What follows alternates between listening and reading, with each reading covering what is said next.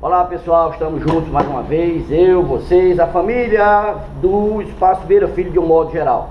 Estamos aqui para mais uma vez, tá certo? Ajudá-los na orientação que for preciso para o sucesso de vocês no chamado acesso, ingresso às universidades do Brasil de um modo geral.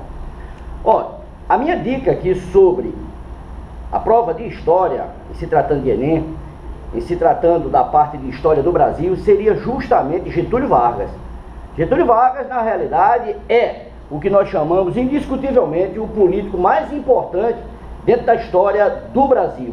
E aí você sabe perfeitamente, dentro das nossas aulas, nós já falamos isso aí durante, tá certo, o ano letivo, nós vimos justamente o seguinte: Getúlio Vargas ele tem dois momentos bem distintos.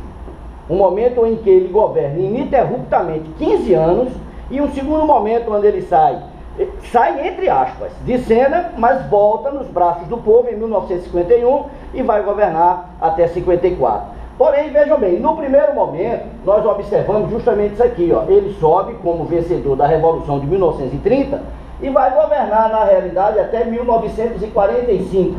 Podemos dividir esta fase, esse período aí, em três fases.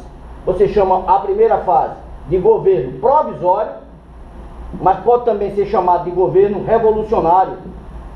Aí então ele vai até 1934. De 34 até 37, nós podemos chamar esta fase de governo constitucional. Governo constitucional. Veja bem, em 1934 é aprovada, na realidade, a nossa terceira Constituição. É a primeira de Vargas. Na realidade, por esta Constituição, Vargas deveria governar 4 anos. Em outras palavras, em 1938, Vargas deveria passar a faixa presidencial. Porém, Vargas, na realidade, não tinha a menor intenção em passar essa faixa presidencial. Assim sendo, por uma série de motivos, Getúlio Vargas, em 1937, ele dá um golpe. É o chamado golpe do Estado Novo. Implanta, na verdade, o sistema ditatorial. Agora, só chamando a atenção um pouco, esse sistema ditatorial, quer queira, quer não, é um reflexo do que o mundo está vivendo. Porque se você observar com bastante carinho, né, você tem aqui 1918, final da Primeira Guerra Mundial.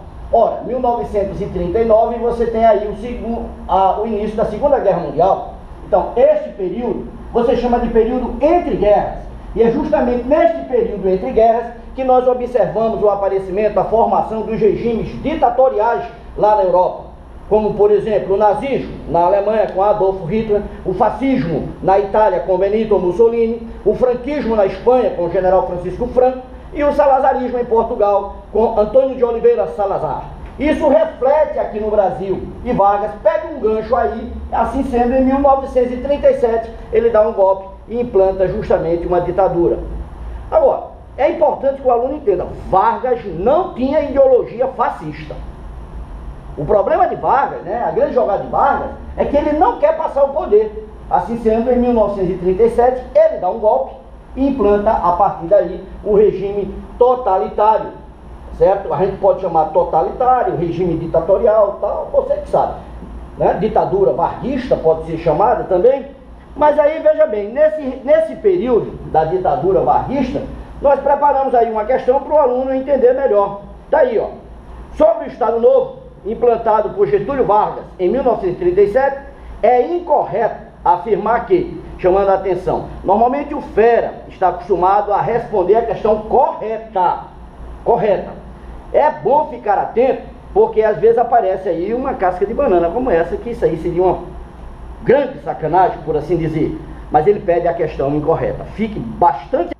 Então vejam só, sobre a questão do Estado Novo de Getúlio Vargas, vamos aqui para as alternativas. Letra A, o nacionalismo econômico e o intervencionismo estatal foram traços marcantes desse período da era Vargas. Corretíssimo, você tem aí a construção da Companhia Siderúrgica Nacional de Volta Redonda. Agora é importante que se diga, essa Companhia Siderúrgica Nacional de Volta Redonda, nós sabemos que extraoficialmente deu-se com o capital norte-americano. E é isto que leva Getúlio Vargas, na realidade, a entrar na Segunda Guerra Mundial ao lado dos aliados contra o eixo. Então, a letra A ficaria correta. A letra B, você tem aí forte centralização política mantida pelo DIP. O DIP é o Departamento de Imprensa e Propaganda, que na realidade é a censura de Getúlio Vargas. Não só a censura, mas o instrumento pelo qual, tá certo? Existia um ufanismo em torno do grande líder, que era Getúlio Vargas, que vai passar a ser visto inclusive como o famoso pai dos pobres. E há quem diga, ironicamente, que Getúlio foi o pai dos pobres, mas por outro lado, foi a mãe dos ricos. Então você tem o Departamento de Imprensa e Propaganda, o DIP, que funciona como uma verdadeira tesoura, uma grande censura sobre Getúlio Vargas, na época de Getúlio Vargas. E tem uma coisa, se você observar hoje, às 19 horas, você tem o que aí hoje? A Voz do Brasil. Essa Voz do Brasil, na realidade, ela foi criada por Getúlio Vargas, pelo DIP, que era a Hora do Brasil. Então, por favor, você tem o DIP e tem o DOPS, que é o Departamento de Ordem Pública e Social. O DOPS funcionava como se fosse, vamos assim dizer, uma polícia secreta de Getúlio Vargas, né? E aí você tem justamente a grande repressão de Getúlio Vargas. Então, na letra B, você tem uma alternativa correta. A letra C, a CLT, a consolidação das leis do trabalho, é importante que o aluno preste bastante atenção nisso aí, viu? Você tem agora 70 anos, este ano você tem 70 anos da CLT. E eu sempre chamo a atenção, nesse período todo, né, você tem uma série de conquistas da classe trabalhadora. E o mais importante, este ano nós tivemos mais uma conquista da classe trabalhadora e que o aluno tem que estar antenado, que é justamente a questão da regulamentação dos chamados empregados domésticos. É importante que se entenda nisso aí. Então, tá aí, a CLT aparece justamente nesse período da ditadura de Getúlio Vargas. A letra C ficaria também correta. Na letra D você tem, o regime tinha, dentre suas bases de sustentação, as Forças Armadas e toda uma máquina burocrática estatal. Ficaria corretíssimo, mas, de novo, chamando a atenção, ele pede a alternativa errada.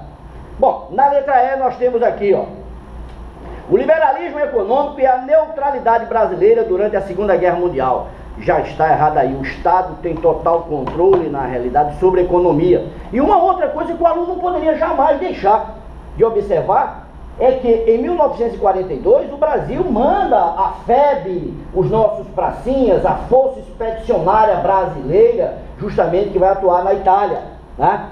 A famosa cobra fumando. A cobra fumou e aí então Getúlio Vargas declara guerra ao eixo. Então dizer que o Brasil manteve uma atitude de neutralidade durante a Segunda Guerra Mundial ficaria uma alternativa incorreta. E essa seria justamente a alternativa a ser marcada pelos nossos queridos alunos. No mais, fica aí um abraço para o seu amigo e amado professor Ailton Novaes. Eu digo amado porque eu amo todos vocês e torço na realidade pelo sucesso de vocês. Qualquer coisa, nós estamos aqui no Espaço Vieira Filho, à disposição de todos vocês. Um cheiro no coração de todos vocês. Um abraço.